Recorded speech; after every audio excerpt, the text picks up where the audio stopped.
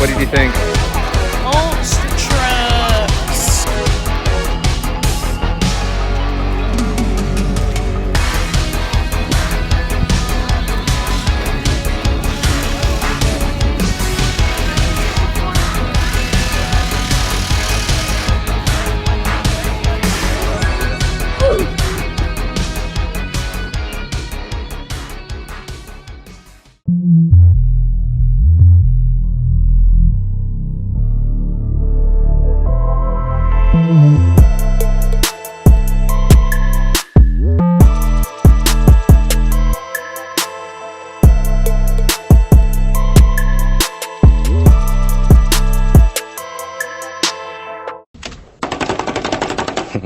And just beat the devil out of him.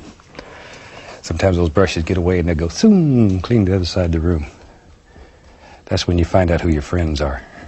We're going to be painting the interior of the car. We're going to focus on the floor pan, the firewall, and the rear firewall section up to, there's a seam on the rear firewall. So we're just going to focus on essentially the cockpit area. But in order to do that, there is a lot of prep work that we have to do. We have to remove both the brake and throttle pedal assembly and the clutch pedal assembly. We have to remove the heater box and the blower box. Once that's off, we'll kind of tuck the wiring harnesses out of the way. Paint is 90% prep, 10% actually spraying paint. So this video is going to show a lot of prep work and a little bit of paint. We're going to remove the entire heater HVAC system. To do that, the heater core hoses run through the firewall up to your heater lines, attached with two heater hoses here. I use a hook tool, crack the rubber seal loose from the lines. There it goes.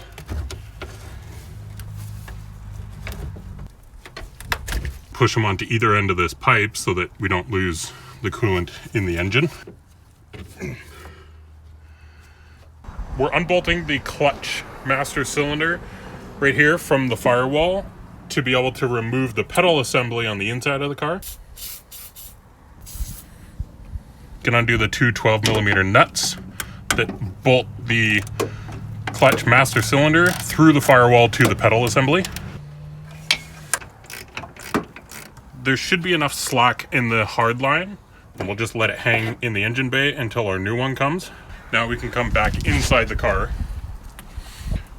The heater box, we had to loosen off the 3 mounting nuts to be able to get the carpet out from underneath.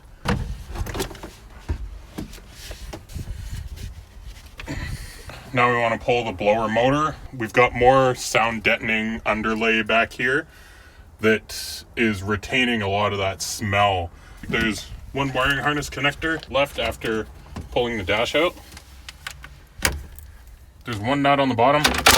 They're both 10 mil, one bolt on the top. I'm just gonna pull the feed hose off and then one at the back on the firewall here.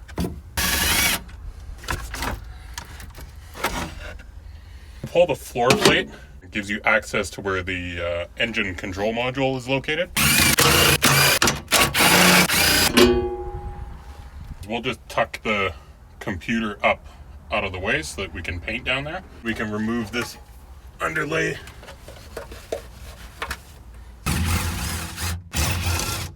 So it's just a hitch pin, locking tab there. Once you've got the pin out, you can just push the retainer through and then pull it out the backside. Now the brake pedal is loose from the master cylinder push rod. There's the nut on the bottom here, and then just up from it is this one. They're both 12mm. So I'm just using a really long extension to be able to get in past all the wiring harness and stuff to get the two 12mm nuts off. There's one 10mm nut. There's one more bolt pointing straight up. Relay. Oh, the brake switch. You got to disconnect the wiring for that as well. So So the throttle cable is actually held in with this neon green yellow plastic connector. It's got 2 tabs on the back side that you need to compress and then pull the cable through the front and then slide it up through this slot here. It's these 2 tabs that you need to press in to release it from the throttle pedal.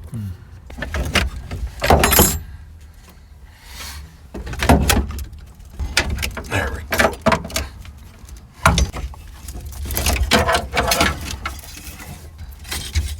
Holy. I can actually see the slave cylinder is leaking from the input here. I can see there's a trail running down this bracket. It's all wet and rusted around here, and then there's rusty drips running down this installation there. And so we're gonna pull the slave cylinder off to be able to get the pedal assembly out. While it's out, we'll order a slave cylinder and replace it. To get the clutch pedal assembly out, there's a clutch pedal switch mounted on the pedal assembly over here. So this gray box right here has a white connector on the end of it. Yep. With just this little tab. Pull your connector out. There's one 12mm bolt. There's a clip and a pin similar to the brake pedal that we have to pull out to release the pedal from the master cylinder push rod. It's an E-clip, and pop the clip off. Be careful, it'll try to jump off. Just don't lose it. There's these 2 control modules here that are kind of completely in my way. So this green one and this gray one are held on by 10mm nuts. So I'm just gonna pull those off. And then I'll just swing these 2 modules completely out of my way. The pin that I'm trying to get off, there's a spring washer that goes between the bracket and the clip that we took out. Don't lose that spring washer. So I'm just gonna use a small punch and a small ball peen hammer and just knock the pin loose. And there's our clutch pin. It's actually got some knurling on the very inside edge there, and that's why we had to use a punch to knock it out. It actually engages very positively into the bracket so that it can't slip out or walk around. There's one more of those plastic retainers. I'll just pull that off. The pedal assembly should just slide through the firewall, and this one comes out easier. We'll disconnect it up here at the wiring harness, pull the last of the 3 plastic nuts. One here. Push the wiring harness off that retainer.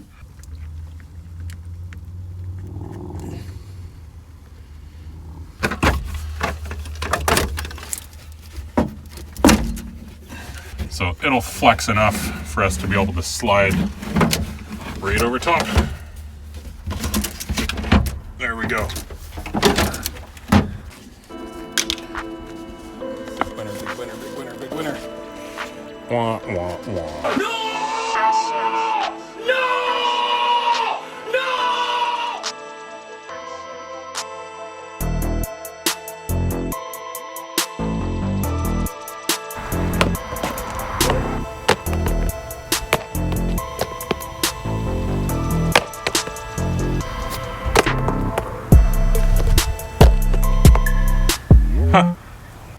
The doors have underneath your factory door card a vapor barrier, which is just this plastic sheet underneath here that's supposed to stop moisture from getting onto the factory door card because it's made of cardboard. We're gonna get the upper door card section off that's just sitting here. We're gonna pull the door handle and get this plastic piece completely removed.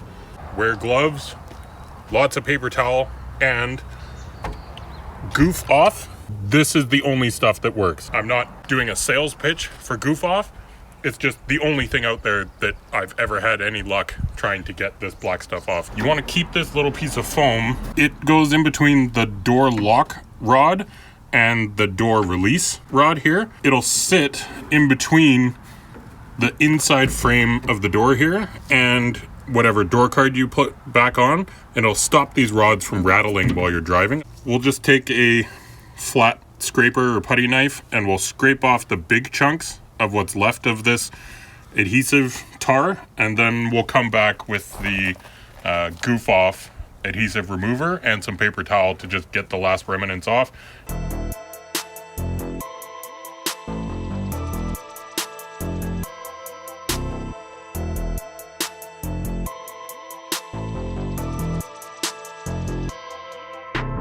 We're going to remove a couple pieces of wiring that's in here. I believe this one is for a seatbelt indicator, whether you're buckled or not, which we're not concerned with retaining anymore. Eventually the car is going to get 5-point harnesses, so factory seatbelts will be irrelevant. We're going to knock out the floor drain plug, and then I want to scrape off most of this sound deadening pad that's here. So we're going to heat it up with our heat gun, and I'll use the putty knife and try and get this pad off.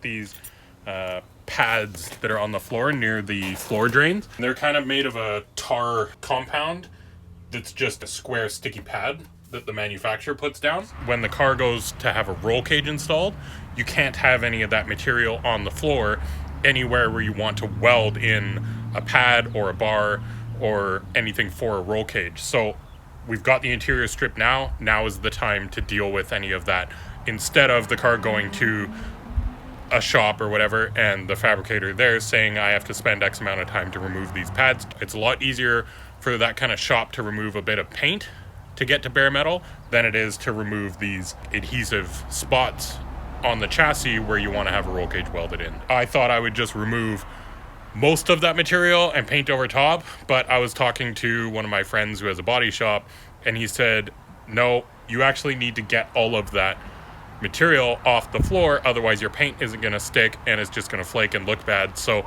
keeping with the mindset of doing things properly on this car, we're going to remove all the rubber padding from the chassis of the car. We're going to use a razor scraper, we're going to use a putty knife, and again, goof off. You can get it on Amazon, so we'll put a link of that in the description if you want to just order it off Amazon. But otherwise, up here in Canada, we have Canadian Tire that they carry just a range of everything. You can get pots and pans or industrial adhesive remover. So now that it's dry and cooled off again, use the putty knife and just scrape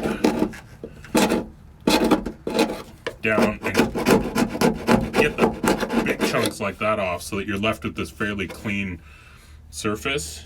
I am going to stay away from scraping off too much of this, what's called seam sealer, that runs around a number of places on the car, until I have to for placement of the roll cage. If it's in the way of the roll cage, I'm only going to scrape off that area, but the seam sealer comes from the factory and it actually helps give structure to the car. So you don't want to remove all the seam sealer that if you look around, it actually runs everywhere where the floor pan runs along to the rear firewall. You can see, and the seam sealer actually goes over the transmission tunnel and whatnot. So we don't want to touch that until we have to. Like if we're getting a roll cage put in and there's one spot like right down at the bottom of the B pillar here where there's a bar going to be run, then we'll address that area of seam sealer.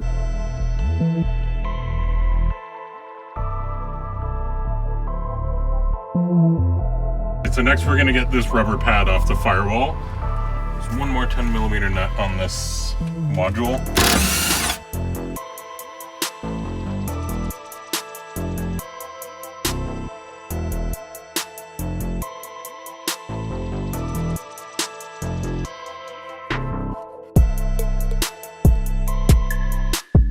So now we're going to pull off the trim around the windshield frame. The windshield visors, or whatever you want to call them, are just notorious for being useless. Like they're this tiny little piece. I'm over 6 feet, so they really just get in the way of your field of view. So They come off with 2 Phillips screws. And then we're going to pull the roof latches, and those are T40 Torx bits. We're going to just pull this seal, and then we'll pop the panel off. I believe it's just held in with a couple clips. Apply a fair bit of force, and the clip should come off. Whoa, look at how loose this one is. Haven't even touched it yet, and it's like halfway out. There is adjustment in these brackets, so we'll adjust these properly to put some tension on the hardtop. There is a clip that locks the 2 trim panels together. Because I haven't pulled the rear view mirror off yet, I just flexed the plastic down to be able to get the A-pillar trim piece off. So just get a small flat blade screwdriver in there and pop the mirror off. And then it's held on with 2 Phillips screws.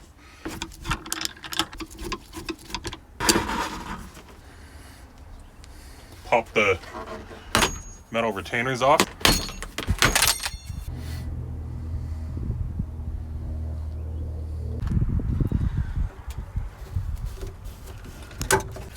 So that's the antenna wire that had previously been chewed up. This is a wiring harness here that went to the power antenna. So I needed these loose so I can pull them through from this side. And I can undo these clips and just feed it all into the trunk. So that's the main power harness to the battery that actually runs under the car to the starter and the alternator. Over here, we've only got a small piece of wiring that goes to the fuel tank for the pump and the sending unit. I'm gonna pull those off, and then I'm gonna undo some clips here, and then I'll actually be able to just run all the wiring harness and everything into the trunk. Undo this connector here to the fuel pump, and then I'll pull the grommet through that hole. And there's a 10 mil here for the connector to the rear defrost. And there's this plastic clip right there, and another one. More chewed wire? Yeah, and that, I bet you if I look on a wiring diagram, yellow is the fuel gauge for the sending unit. Cool. Glad we found that. Okay, so the trunk and fuel door cables all go to one bracket that was held on here with a 10 mil bolt as well. So we'll just feed that through into the trunk space also. Now we have the whole cockpit area in the back fairly clear and free. Oh, you know what? Inside that fuel tank, part of our smell. Nice place for a home, though. Yeah, it would have gone undisturbed for years. Okay, so while we were doing all this paint prep, I don't know why I was really wasting the time to work around the steering column. There's 3 10mm nuts on the firewall. 1, 2, and on the other side. And then there's the wiring harness going to the turn signals, ignition switch, and wiper control on the column. So we'll undo the wiring harnesses here, get those 3 nuts off the firewall, and then there's 1 bolt that goes through the steering column into the steering intermediate shaft that we'll get out once we've got those 10mm nuts off and you can see it.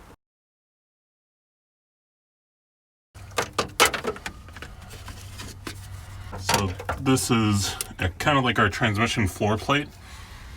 There's another seal to seal the steering column from the engine bay. Yeah, I think we can clean and tape off around this. So the last thing I want to do here is just get the plastic pieces off the firewall from behind the dash here. So there is 1 ground location here that's held on with a 10mm bolt.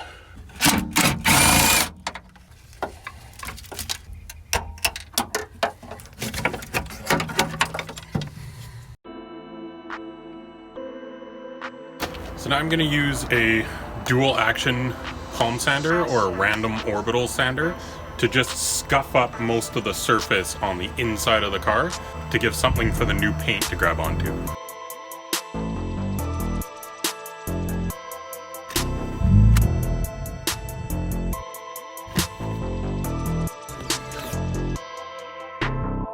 we've got some degreaser here. This is paint and body prep degreaser specifically. And I have an empty spray bottle. Minimum, it needs to be diluted 1:1. We're going to mix it down 1 part degreaser, 5 parts water, and it does say to use warm or hot water.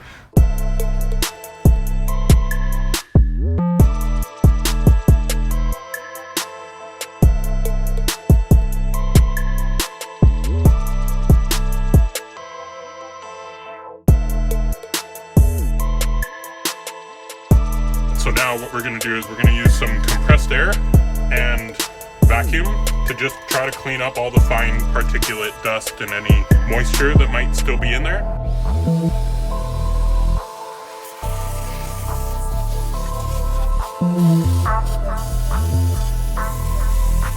Just like the steering column, I don't know why I'm wasting time with the computer here. It's just 2 connectors and I'll get it out of my way. And we're free.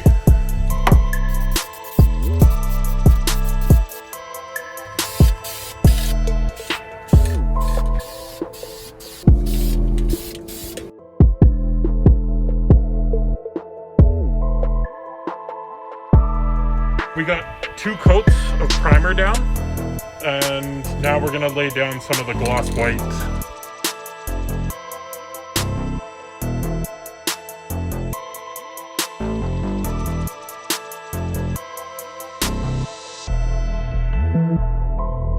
We let that sit overnight. Now it's the next day. This morning we're gonna spray down some clear coat. We're gonna hopefully do 2 coats of clear, and that'll really kind of bring out the shine and help protect the paint.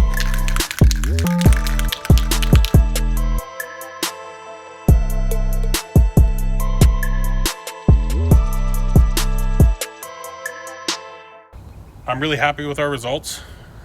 We'll get a bit more of that kind of contrast. Right now it just looks like a blanket of white, but once we've got the shifter boot, the black seats, the black dash installed, it'll really give us that contrast that we're looking for. Thanks for watching. Don't forget to subscribe. Thanks, guys.